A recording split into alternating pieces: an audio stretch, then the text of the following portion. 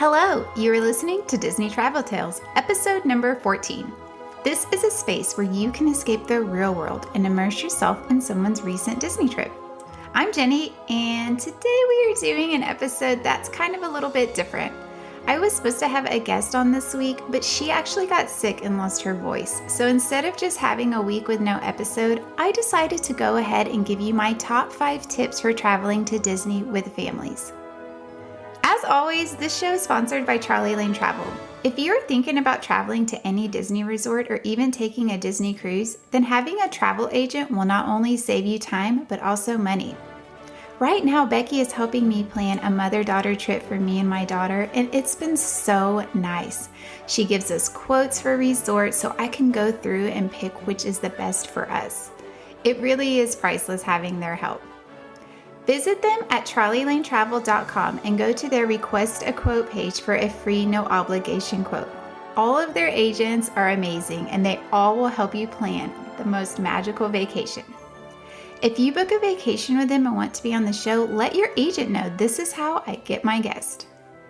Also, if you're enjoying the show and want to help support it, there are 2 super easy ways to do it. First is leaving a positive review on Apple Podcast. I had no idea before I started a podcast how important reviews are, but they really are. It's the best way to help a show grow. And secondly, share it with a friend. If you know someone traveling to Disney, listening to other people's trips is the best way to help plan your own. Okay, so let's get started. Imagine yourself planning a magical vacation for you and your family, and let's go.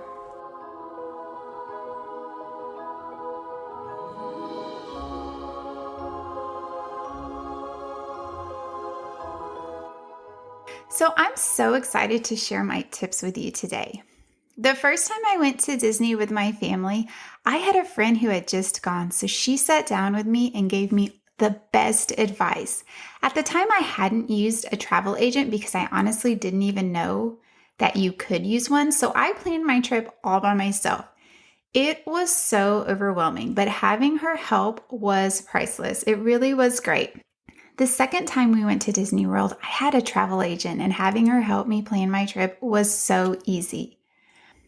But I've also learned so much from the 3 times that we have been to Disney parks. And I just wanted to share some of my best tips and tricks with you. Okay, so let's get going. Number 5, bring a foldable portable laundry basket. I actually bring 2 for us because we are a family of 5. So my husband and I share one, and then my 3 kids share one. Right now, the Disney hotels are not cleaning the rooms every day due to COVID precautions. And so coming back to a room that is just dirty clothes everywhere, a disaster space, can be kind of stressful at the end of a day, especially when you've been at the parks all day, you've been on your feet. The last thing you want to do is come to a crazy, messy room. So having these laundry baskets, it really does so much. I can't even tell you. So just put one in the bathroom, maybe slide one next to one of the beds, and make sure everyone's putting their clothes in it. It also helps packing at the end of your trip really easy. We literally just get our suitcases, open them, and dump the dirty clothes in. You don't have to fold them. You don't have to separate them. I just dump everything in, and once we get home, I just wash it all up. Tip number 4, pack only carry-ons.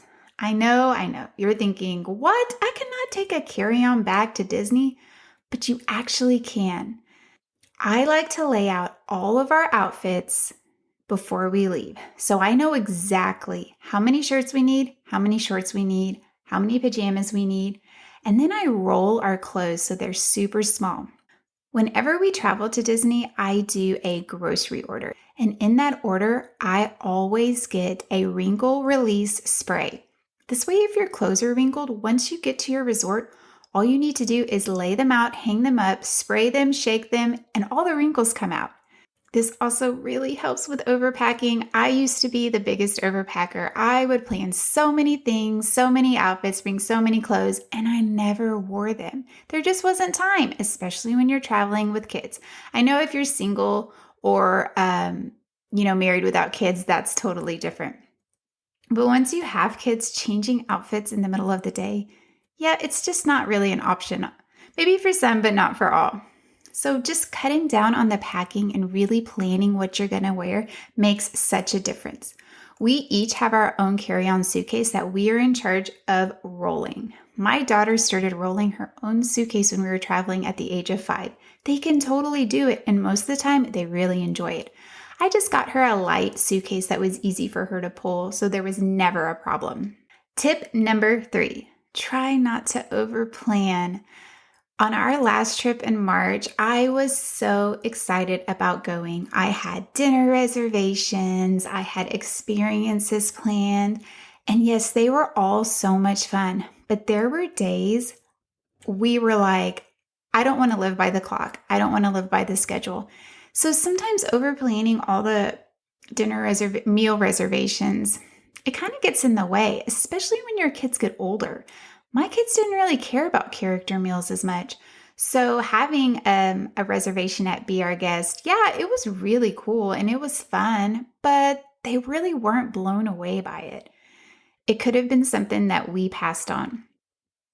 We actually ended up canceling a couple of our reservations later in our trip because we wanted to just be able to be free to do what we wanted to do and not live by the clock.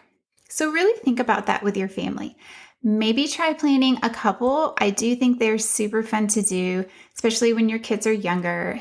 You just need to take your family, their ages into account and the things they like. If your kids are scared of characters, having them walk up to them while you're eating might not be the best idea. Tip number 2, make a list of must-do attractions at each park for each person. We traveled during spring break, and even though it was still during COVID times, I knew the parks were going to be busy. So I had everyone sit down, look at the rides at each park, and write the one thing that they wanted to do at each park. With 5 of us, I figured if we got those 5 things done, the day would be successful. And you know what? It worked amazingly. As long as we got the things done that everyone wanted to do, they were so happy. And that gave us the rest of the time to just go around and figure out what else we wanted to do. We were never stressed out. We were never upset. And it just was made for such an easy trip. And my last tip, my tip number 1, is let everyone in your family have a say-so on the trip. This last trip we went on taught me so much. Our first trip that we took when our boys were younger, they were in 3rd and 2nd grade, I planned everything. I was in charge of everything. I told everyone where to go. They all just followed me, and it actually was a great trip. But this time traveling, I have 2 teenagers, and they are very opinionated. Plus, I have a very opinionated 8-year-old daughter. I wanted to let them feel like this trip was also theirs. And this is something I actually didn't even learn until we got there. They wanted to sleep in. They did not want to rope drop. We rope dropped one park, and that was it. That just was not important to them. They actually loved being at the parks late when it was dark at night. I had originally planned to rope drop every single park, and we did not, but we did end up staying late to almost all of them, and that was so much better. Everyone was happy. They were rested. They were ready to go. We weren't fighting crowds, trying to get to the parks early, running to lines. We just got there, made sure we did the things we really wanted to do, and then we just walked around. We ate snacks. We went on rides we didn't even know we were going to go on. We went on some rides multiple times. Some rides we didn't even ride because they just didn't care. I let them have a say-so, and it made our trips so much better. I think it's so important to just go with the flow. Let your family help you plan it. You really will be so surprised at how much stress it takes off you.